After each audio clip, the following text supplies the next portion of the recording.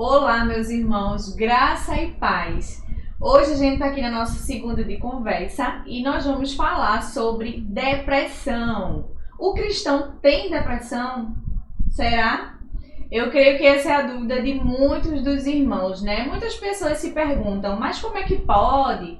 Como é que se é um cristão que tem tanta fé em Deus pode ficar deprimido, pode ficar triste? Mas aí a gente vai começar logo pela palavra, né? Que é quem nos diz tudo, é a lâmpada para os nossos pés.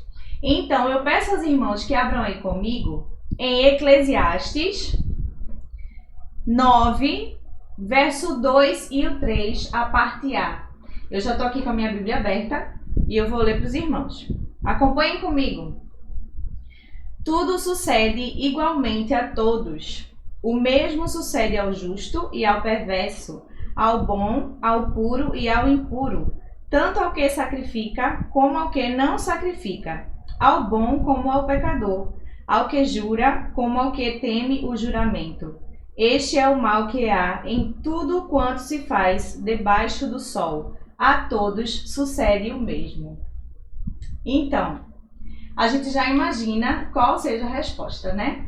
Todos nós somos iguais. Nós estamos aqui nesse mundo e estamos sujeitos a tudo, não é? A diferença é a forma com que a gente passa pelas coisas, como a gente atravessa os problemas. Então, a depressão, meus irmãos, é uma doença, não é frescura, não é manha, né? Tem muita gente que diz que é manha, que é frescura das pessoas, mas segundo a OMS, segundo o DSM também, ele classifica como uma doença.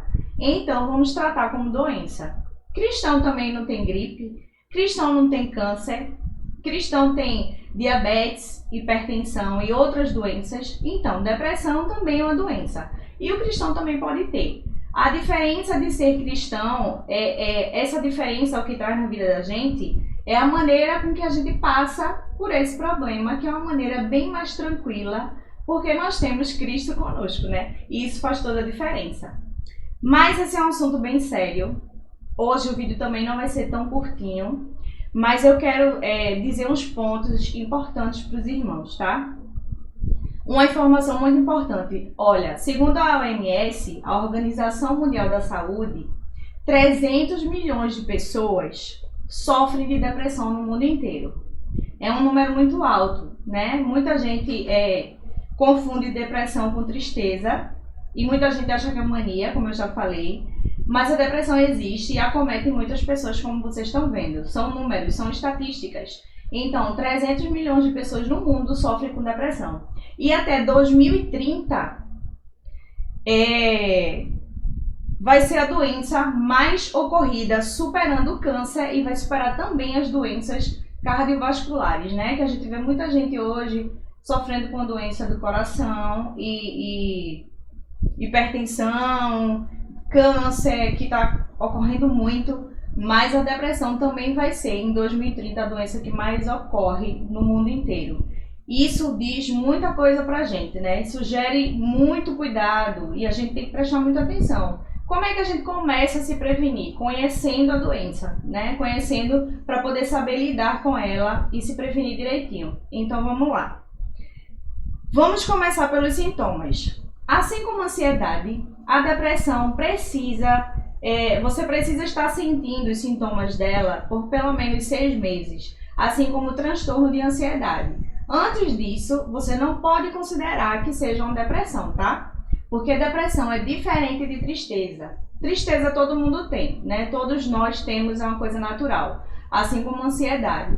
Mas depressão é quando uma tristeza se prolonga por 6 meses a mais. A pessoa perdeu o emprego, ficou triste, natural, né? A pessoa passa 2, 3 meses chateado, muito natural. Mas a pessoa passa 7 meses, 8 meses, né? 1 ano chateado porque perdeu o emprego. Isso já não é natural. Espera aí que a depressão chegou, né? Então a gente tem que prestar atenção por quanto tempo que a gente está triste.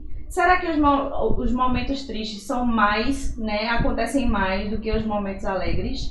A gente tem que prestar atenção nisso. Se estiver ocorrendo por mais de 6 meses, aí a gente já pode se preocupar, talvez seja uma depressão.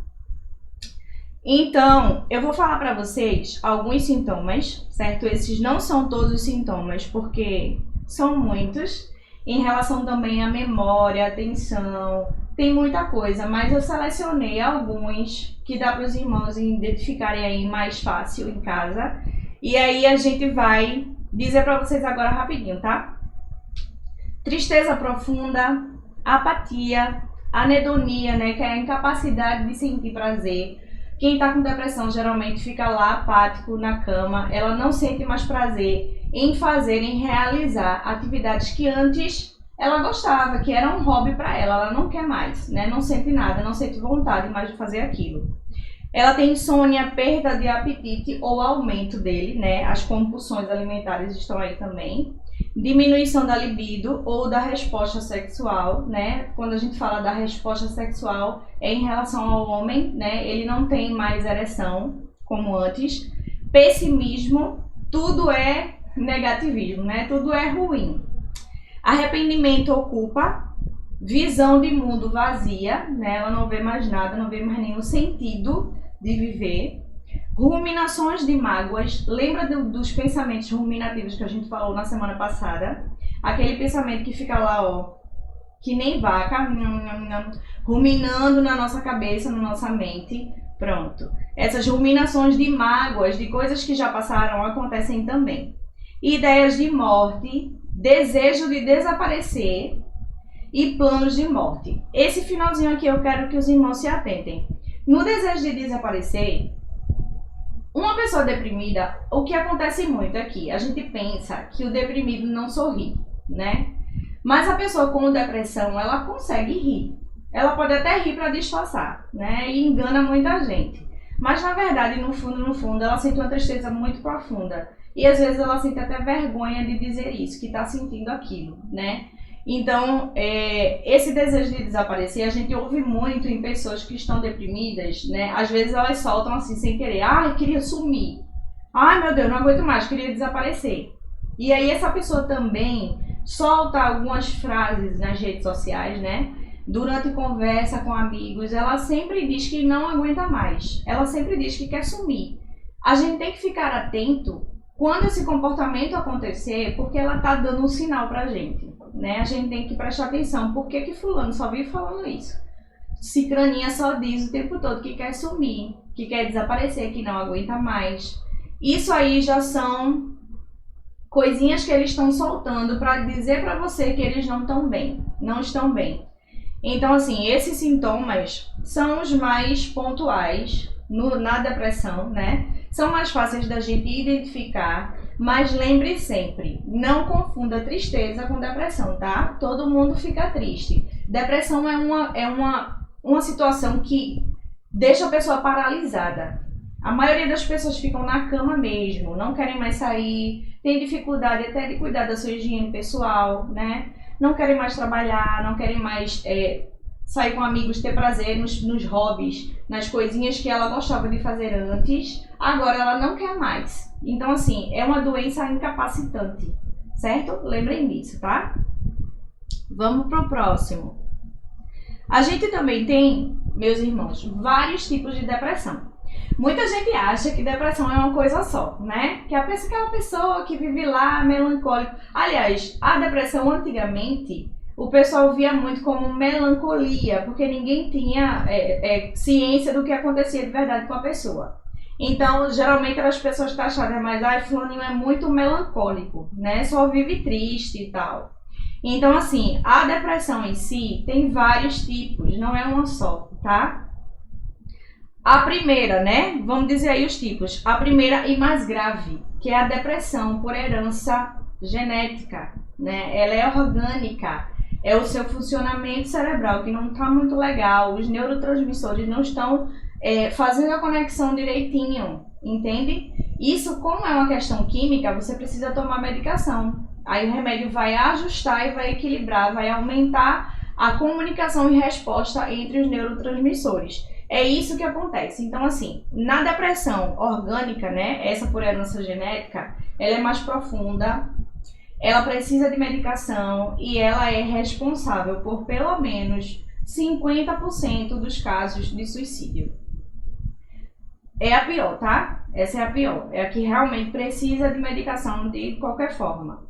Tem outra também, a distimia, que é uma tristeza mais leve, mas ela se estende, né? Ela perdura, por exemplo, por um período de mais ou menos 2 anos. Ela não é uma tristeza que dá e passa, ela fica naquela coisinha leve, tal, mas dura muito tempo. E a pessoa geralmente é taxada como chata, mal-humorada, sabe? Mas na verdade a pessoa tem uma distimia e nem ela sabe que tem. Mas ela vive se sentindo triste. É uma tristeza leve que não incapacita. Ela consegue trabalhar, ela consegue ver amigos, consegue fazer as coisas normalmente, mas ela tá o tempo todo com aquela tristezinha, sabe? Que é constante, muito chatinha. Então essa é a distimia, tá? É outro tipo de depressão. Tem a depressão sazonal, que é a depressão do clima, que está relacionada ao clima. Em países que são muito frios, as pessoas têm a tendência de ter depressão sazonal, que fica mais quietinha, sonolenta, sabe, estressada, não tem muita paciência para muita coisa. Então, assim, a depressão sazonal, eu acho que a maioria de vocês não sabiam, né, que existia. Mas é relacionada ao clima, tá? Você pode perguntar a alguém que mora fora, logo no comecinho, se mudou para lá, por exemplo, morava no Brasil, se mudou para outro país muito frio, aí você pode perguntar: qual foi a diferença que você sentiu, né? Como é que foi a adaptação? Com certeza a pessoa vai dizer: foi difícil, eu fiquei bem para baixo, fiquei desanimado, sonolento, faz muito frio. O frio deixa a gente assim, né? Engurgitadinho, assim, quietinho, embaixo da coberta. Pronto. Esse frio aí também causa depressão, viu? E o nome é depressão sazonal, tá? Outro tipo de depressão, que é mais conhecida, que é a depressão pós-parto. Apesar de que antes, durante a gravidez, também pode acontecer da mulher ficar deprimida, ficar mais ansiosa, porque é normal que a gestante sinta isso, tá? Por causa do desequilíbrio dos hormônios, né? Os hormônios estão ali à toda, tá um pouquinho bagunçado por causa do bebê, da gestação, e aí bagunça a mente também da mamãe, né? E no pós-parto também aparece, é como a chamada baby blues, que todo mundo fala por aí. É justamente por causa da bagunça hormonal, vamos dizer, do desequilíbrio hormonal que ela acontece após o parto. É a depressão pós-parto. Temos outra, a depressão bipolar, né? Que tá ligada ao transtorno bipolar, tá? Essa depressão é engraçada, porque assim, a pessoa tá ora muito eufórico e ora com tristeza muito profunda. Essa tristeza que a pessoa que tem um transtorno bipolar sente é a depressão, tá? Porque ela vai de picos muito rápido, vai de 8 a 80, não consegue ter controle. Então, no transtorno bipolar também tem a depressão bipolar, que é justamente no momento que a pessoa está mergulhada naquela tristeza ali, naquele momento triste. Temos também a depressão psicótica, gente. E a depressão psicótica ocorre quando os sintomas também aparecem em forma de alucinações, tá? Auditivas, visuais. E essas alucinações causam muita agitação, né? É muito complicado, a pessoa não ter noção da realidade. Ela tá vendo ali o real, mas na verdade tá distorcido. Tá aparecendo muita coisa que não existe no meio do real, no meio do existente, né? Então, tem a depressão psicótica também, que tem os sintomas psicóticos junto, né? Que é a alucinação auditiva, visual e também os delírios. Então, são esses os tipos de depressão. Vamos seguir aqui num outro ponto mais importante, né? Que todo mundo pergunta: depressão tem cura?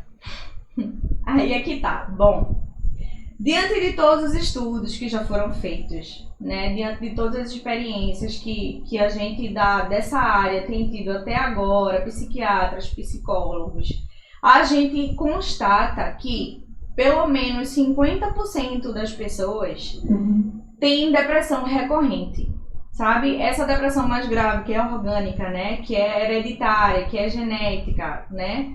Ela realmente tem uma incidência maior e ela persiste, sabe? A pessoa passa por períodos sem crise, mas geralmente essa crise volta, aparece em algum momento da vida. Então, é complicado.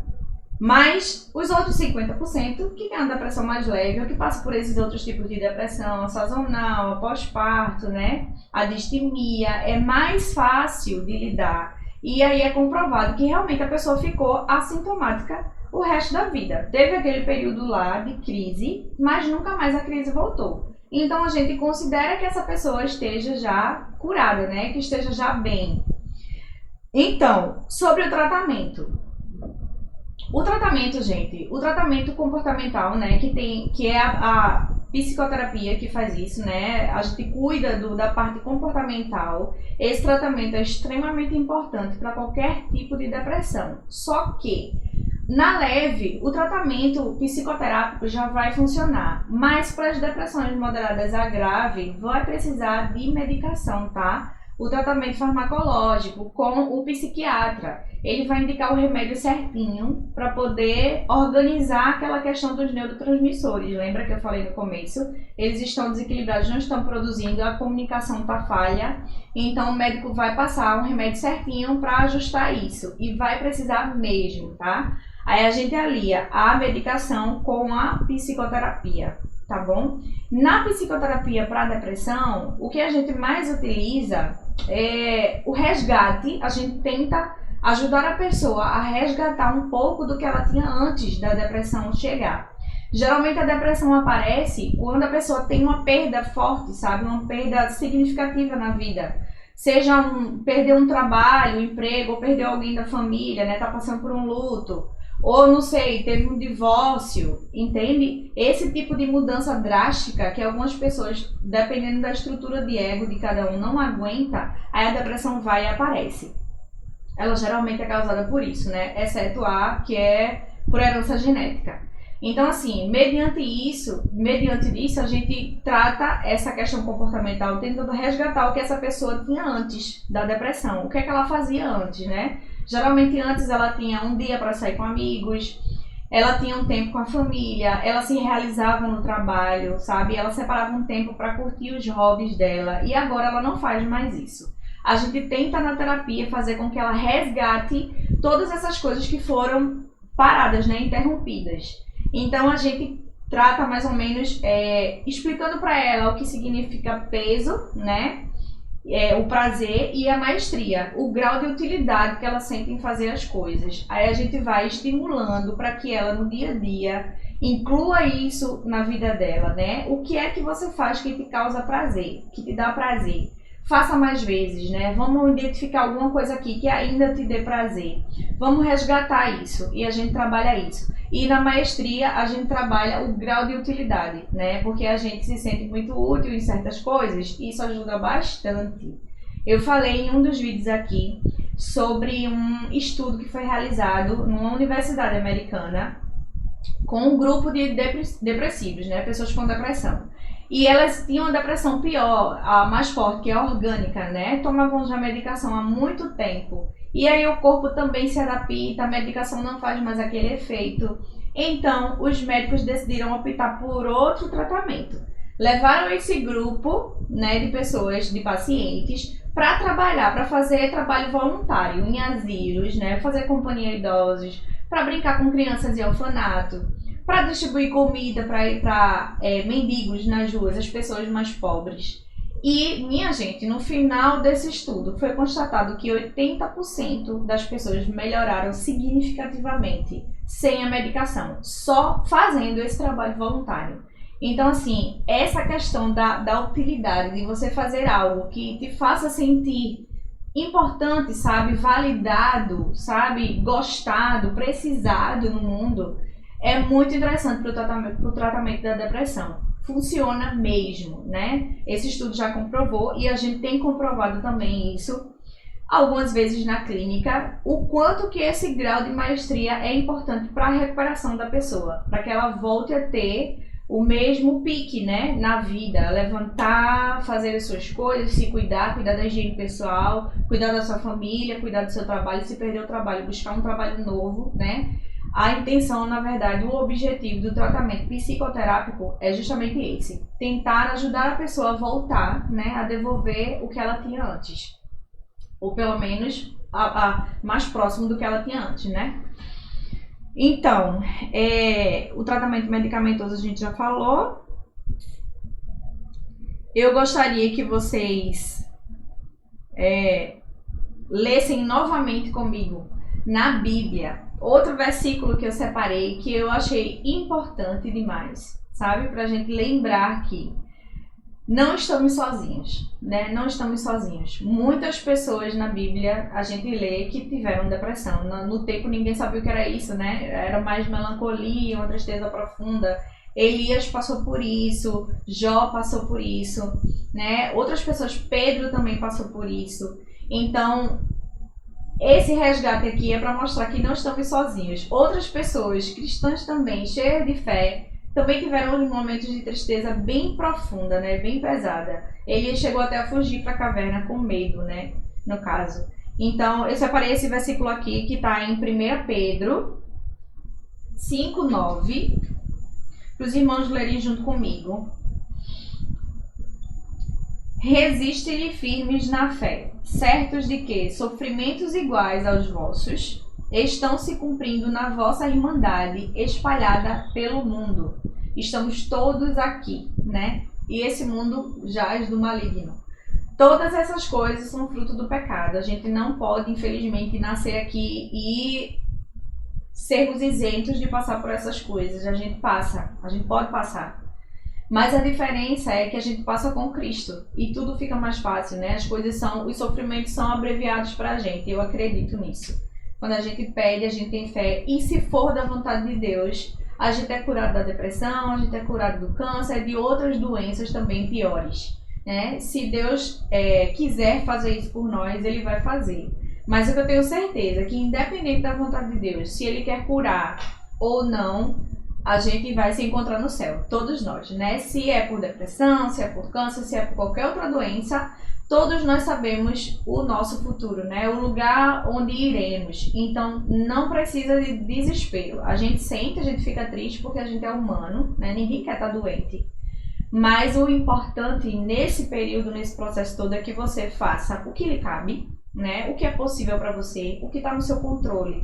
São os tratamentos, né? As pessoas estão aí disponíveis da área de saúde, os psicólogos, os psiquiatras, todos estão disponíveis para ajudar, né? E o resto a gente descansa na mão de Deus, a gente joga na mão de Deus e fica tranquilo, porque aí o final ele vai saber o que vai fazer, né? Mas saiba que todo mundo pode ter, né? As pessoas na Bíblia tiveram uma tristeza profunda, né? Que eu acredito aqui pelo que a gente lê, que foi uma depressão, sim. Eles tiveram e a gente pode ter sim. Cristão também tem depressão e é uma doença como qualquer outra. Mas a gente pode passar por isso, tá? A gente pode se recuperar, né? Com a ajuda de Deus e a ajuda dos profissionais de saúde. Então, mais uma vez, eu me disponibilizo para os irmãos, né? Se precisarem de esclarecimento sobre alguma coisa, a depressão é uma doença complexa, tinha muita coisa para ser falada ainda, mas eu tentei trazer aqui alguns pontos mais importantes. Se os irmãos ficaram com alguma dúvida, vocês podem deixar nos comentários aqui embaixo no YouTube, ou então falar com a gente pelo WhatsApp, por mensagem, não sei. Os irmãos sabem como fazer melhor, mas eu estou à disposição de vocês, tá? Um beijão e até semana que vem!